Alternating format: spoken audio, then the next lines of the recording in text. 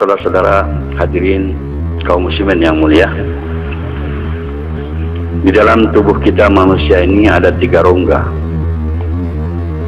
Dalam tubuh kita ini manusia ada 3 rongga. Yang pertama rongga perut, yang kedua rongga kepala, dan yang ketiga adalah rongga dada. Rongga perut isinya adalah perut besar dan usus, tempat menampung makanan dan minuman. Rongga kepala isinya adalah otak, tempat menyimpan ilmu pengetahuan dan pengalaman-pengalaman. Dan rongga dada isinya adalah hati, tempat menyimpan iman atau keyakinan. Hadirin yang mulia, kalau manusia usaha atas perutnya memasukkan makanan dan minuman yang baik secara teratur, dia akan dapat manfaat, akan menaikkan tetap tenaga. Dengan tenaganya dia bisa akan menyelesaikan pekerjaan-pekerjaan, urusan-urusan. Bahkan banyak manusia mencari nafkah dengan kekuatan jasadnya, yaitu para pekerja keras, orang tukang kuli pinggul, itu dengan tenaga.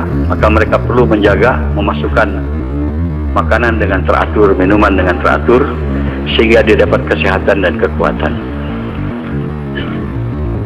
Tetapi orang yang mengisi otaknya dengan ilmu pengetahuan, dia derajatnya lebih tinggi dari hanya orang yang mengisi perutnya dengan makanan saja. Misalnya, para pemilik pabrik itu memainkan otaknya, pengetahuannya, bagaimana menjalankan perusahaan. Sedangkan pegawai-pegawai di pabrik itu kuli-kuli kasar. Pegawai-pegawai di pabrik dapat gaji, dapat pendapatan, tetapi pemilik pabrik yang menggunakan otaknya dapat penghasilan lebih besar daripada para pekerja pabrik.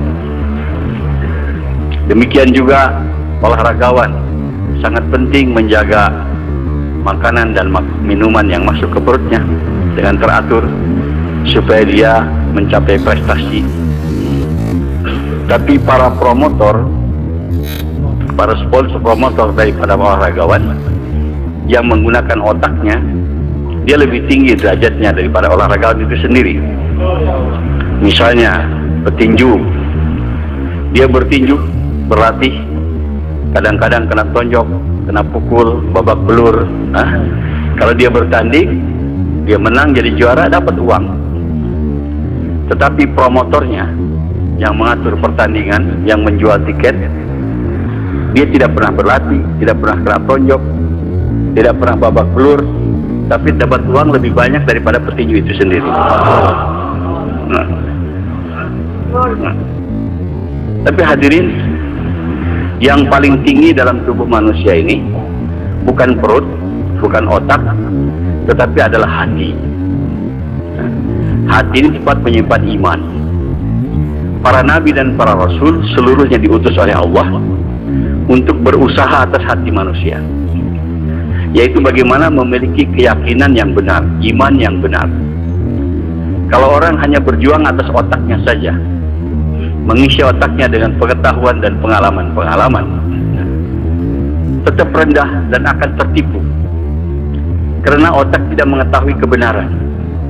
Dia hanya nampak yang zahir-zahir saja. Sedangkan yang hak itu adalah yang batin, yang tidak bisa dicerna oleh otak, yang hanya bisa diterima oleh hati. Itulah iman. Untuk mengetahui adanya Allah, kemahakuasaan Allah, adanya kehidupan akhirat yang abadi, berpengaruhnya amal kepada manusia, itu hanya diterima oleh hati, tidak bisa diterima oleh otak.